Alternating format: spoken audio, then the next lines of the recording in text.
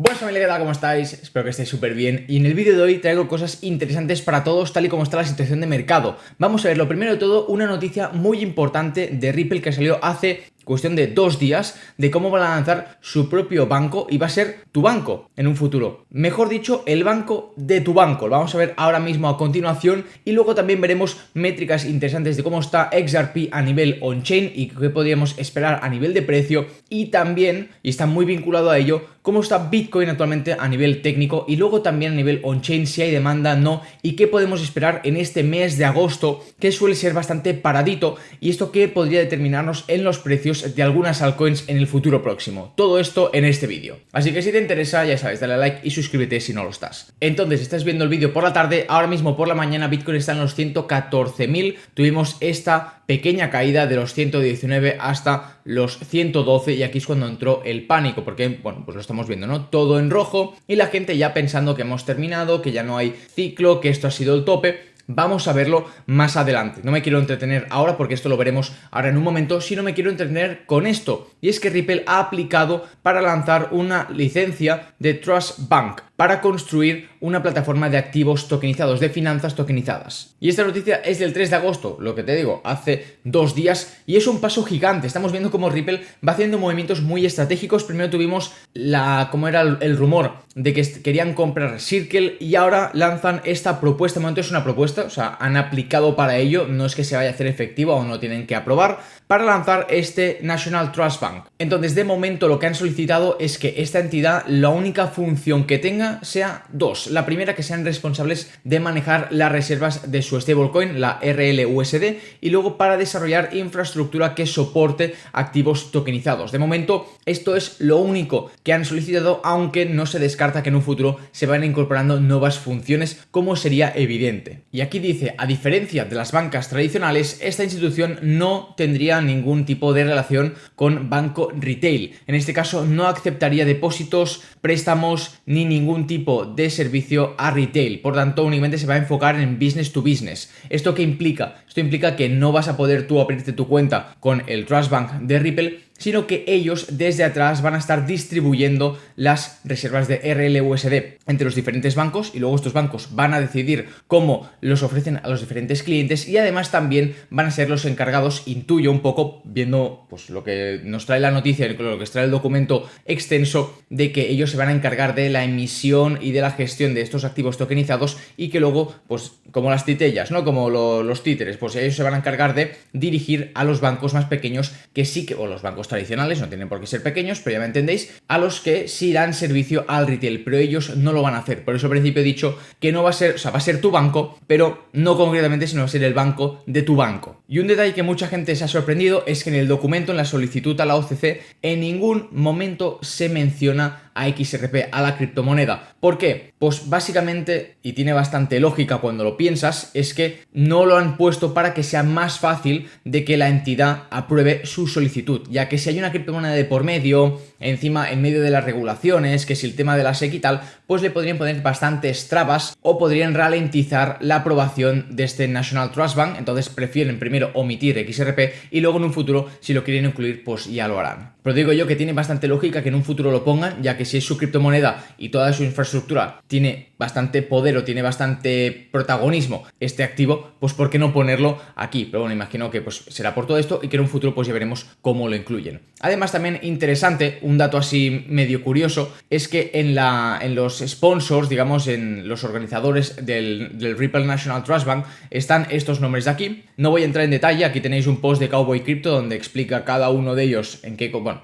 en cuáles son sus funciones o qué han hecho en un pasado, pero me quiero centrar en Timothy Kinney, que este ha sido el Vice Chairman de BNY Mellon. A veces me cuesta pronunciar, lo siento, también es por la mañana, mi cerebro está ahí procesando lo que estoy haciendo. Ha estado casi 20 años dentro de este banco y curiosamente forma parte de lo que son los organizadores y los sponsors, y además también hace poco pues Ripple Ripple selecciona a BNY para custodiar las reservas de RLUSD. No van a manejar ellos únicamente las reservas, sino que ellos van a manejar una parte parte la van a distribuir entre diferentes bancos retail para que ellos luego lo ofrezcan a los demás, pero además también seguramente vayan seleccionando otros bancos que tengan parte también de la custodia, tengan parte del supply de RLUSD y que lo puedan distribuir para que así no todo quede en manos de una sola entidad y que, pues oye, pues de cara al público y de cara a las regulaciones, pues sea todo mucho más fácil y no le pongan tantas trabas a una posible centralización de dicha moneda. Digo centralización que al final, si Ripple dice A, BNY también seguramente diga A, pero el hecho de que no todo esté en un mismo banco, pues da una sensación de mayor descentralización, vamos a dejarlo entre comillas. Y luego otra cosa curiosa es que aquí habla en el propio documento del plan de beneficios de acciones de Ripple, que las podrán distribuir a nivel de compensación, a Senior Executive Officers, a organizadores, directores y otros insiders, y que al final, bueno, esto de momento es un documento confidencial, pero el hecho de que se hable ya de acciones de Ripple tendría bastante sentido de cara a la posible salida a bolsa que está planeando Ripple de cara a los próximos años en Estados Unidos. Para mí esto es una notición y es un gran paso que ha hecho Ripple hacia esa adopción no del retail, sino de cara al institucional, de buscar esas alianzas, de buscar ya el control de las finanzas y cómo esa transición de las finanzas 2 a las finanzas 3.0 o las finanzas de Web 2 a Web 3, como lo quieras llamar, pues cómo ellos quieren tener gran protagonismo dentro de esta transición. No sé qué opinas tú de todo esto, pero déjalo aquí en comentarios. Entonces vamos a ver qué han estado haciendo los tenedores de XRP estos últimos días. Fijaos que tenemos una gran toma de pérdidas, iba a decir de beneficios, pero no, porque esto en rojo implica que las monedas que se han comprado en precios más altos se están vendiendo y fijaos que hay un gran volumen. O sea, sí que ha habido una toma de beneficios, pero no es gran cosa en comparación a esta de aquí. Esta línea, este cuadrado, mejor dicho, este cuadrado rojo, nos está indicando que ha habido ventas en pérdidas de gente que ha comprado por encima de estos precios y que ha tenido que vender por pánico. También ha habido alguna toma de beneficios de la gente que compró entre 1.9 y 2.3, pero no significativa en comparación. Fijaros aquí los recuadros como son. Y luego si nos vamos a los tenedores grandes, digamos a las ballenas, vamos a ir poco a poco cada una de ellas. Fijaros como en el caso de los tenedores de 10 millones a 100 millones de XRP, tampoco hemos tenido ninguna caída brusca. A nivel de ventas hemos tenido, pues siguen estando en máximos de acumulación. Luego si nos vamos a las de 1 millón y 10 millones cambia un poco la historia. Fijaros que conforme llegamos a estos máximos históricos de 3.65, como no han parado de deshacerse de posiciones y siguen haciéndolo. Entonces claro, al final quieras o no, es una presión bajista por parte de grandes poseedores. Y si nos vamos a los de 100.000 a 1 millón, de momento pues estuvieron bastante planos y hubo una pequeña toma de beneficios durante máximos históricos, también algo lógico. También lo podemos ver en transacciones de más de 1 millón, que hubo bastantes en estas zonas de precio, pero ahora mismo pues empezaron y volvieron a acumular. Sin embargo, ahora han hecho una pequeña descarga. Sin embargo, siguen estando en zona de máximos. Entonces, de momento, digamos que lo más preocupante, lo más alarmante es esta caída brusca de aquí, porque por parte de los demás, pues no ha habido nada grave. Y luego, si nos fijamos en las carteras de 100 millones a 1000 millones, sí que hemos tenido una caída de unas 35 billeteras a unas 32, que al final son 3 billeteras, o sea, tampoco, aunque sea una caída que vemos aquí brusca, tampoco, o sea, son 3 billeteras, pero aún así que al final son 3 billeteras muy grandes. Se está hablando de muchas monedas de XRP, entonces, bueno, hay que ir vigilando esto, pero principalmente lo que os digo, las ventas han venido por parte de estas dos entidades. Y luego con lo que respecta a creación de nuevas billeteras, pues tenemos unos niveles de unas 5.000 billeteras nuevas creadas, que es bastante similar al pasado y hemos tenido evidentemente un declive desde que íbamos subiendo, que fijaros cómo la línea iba ascendiendo, de cada vez había más creación de billeteras nuevas y como ahora con el precio, pues estas han caído. Y lo que yo espero es que en agosto todo esto se mantenga bastante llano, ya que suele ser un mes de bajo volumen, vacaciones, incluso también en el mercado tradicional. Entonces eso también se traduce al mercado cripto. Pero bueno, el mercado cripto, como siempre nos sorprende, pues puede pasar cualquier otra cosa, pero históricamente ha sido un mes bastante llano. Y luego con lo que respecta a las ventas, si nos fijamos en las whales, que fueron las que estuvieron descargando, si miramos ¿cuánto tiempo hacía que estos XRP no se movían? Fijaros que en las últimas caídas han tenido mucho protagonismo estas billeteras, estos XRP que no se movían desde hace 3 a 5 años. Entonces tiene bastante sentido de que sean esas grandes ballenas las que tomen gran parte de beneficio, teniendo en cuenta que probablemente sean ballenas que vienen holdeando bastante tiempo. Entonces, ¿qué ha ocurrido con Bitcoin? Estábamos en la zona de 119, muy cerquita a ese máximo histórico, pero tuvimos esta caída hasta los $111.000 y entonces aquí entró un poco el pánico de la gente, pero es lo que digo siempre, cuando vemos este tipo de velas verdes que no se rellenan, que esto al final es un imbalance, es decir, es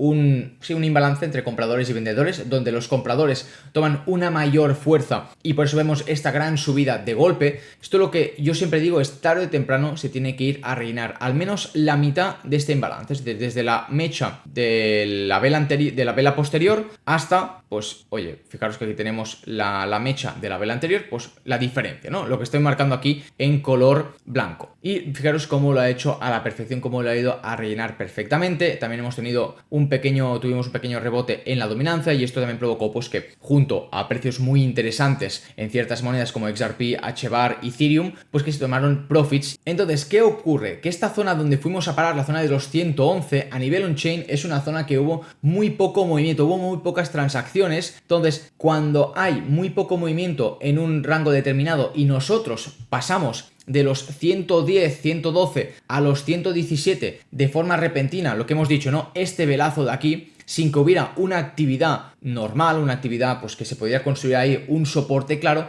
¿qué ocurre? Que luego cuando perdemos, o sea, estamos en una zona que hemos traspasado, ¿no? Que digamos que es como un puente, ¿no? Hemos pasado el puente y hemos pasado a la siguiente zona. Cuando esta zona la perdemos, el puente, si es débil, muy probable que se rompa. Entonces, esto es lo que ha ocurrido. Vamos a ver la gráfica más en detalle. Me voy a quitar la cámara para que lo podáis ver, porque si no, no lo vais a ver, evidentemente. Fijaros aquí a nivel on-chain, la gráfica la descubrí gracias a Vadim, un saludo de si me está viendo el vídeo, porque la verdad que, bueno, es un puto crack en esto. Y me parecía interesante traer esta información. Fijaros aquí cómo todo esto son transacciones, son transacciones realizadas en diferentes precios de Bitcoin. Y fijaros cómo aquí sí que ha habido un movimiento significativo, pero fijaros que en esta zona entre los 110 y los 117 apenas ha habido movimiento, ha habido actividad. Entonces, ¿qué ocurre? Que es un soporte muy flojo. La buena noticia es que hay dos cosas. La primera, que podríamos caer a la zona de los 110, porque fijaos que hasta los 110, 109 tampoco hay un soporte claro, entonces ahora mismo estamos en 114, pero teniendo en cuenta que es agosto y que podría haber alguna liquidación más, podríamos ir a la parte baja y ahora esto veremos cómo afecta a las altcoins. Sin embargo, la buena noticia es que a corto plazo, ojo, a corto plazo, si quisieran tumbar, mejor dicho, nosotros no podemos hacer nada, si quisieran tumbar el precio de Bitcoin, tendrían un soporte muy importante en la zona de los 93 a 100.000 dólares, ya que fijaros que aquí sí que ha habido una gran actividad, entonces sí que sería un soporte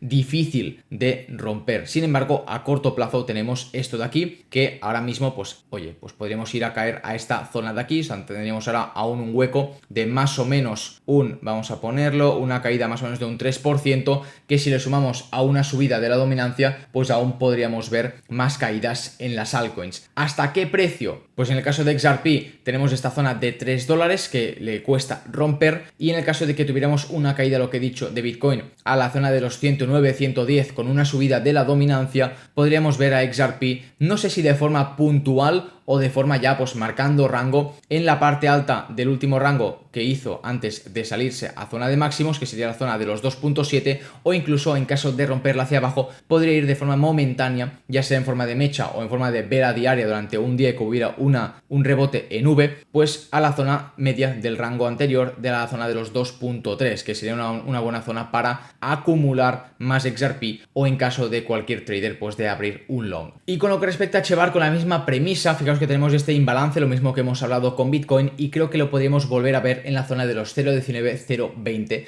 que también podría ser una zona para reacumular o para abrir longs en caso de interesados. Y ahora la pregunta es, vale, Guillem, pero sigue habiendo gasolina para llegar a máximos, para romperlos, para ir a los 130, 135, sigue habiendo interés en el mercado. Vamos a verlo un poco con las métricas de Bitcoin, que luego, como bien sabéis, al final corresponden a día de hoy pues a todo al mercado cripto. En lo que respecta a los inflows del ETF, los ETFs de Bitcoin, tenemos un pequeño problema. Y es que de momento la tendencia es negativa. Fijaros cómo ha cambiado completamente de la zona de los 116, 117, esta pequeña subida que teníamos previa a la rotura de all time high. Tenemos una gran entrada de inflows en los ETFs de Bitcoin. Sin embargo, cuando tocamos los máximos, tuvimos unas pequeñas descargas, nada significativo, pero luego no hubo un interés en comprar. Fijaros en comparación las entradas en estos precios y las entradas en esto. Y luego además hemos tenido 3 días en negativos bastante considerables. Ayer,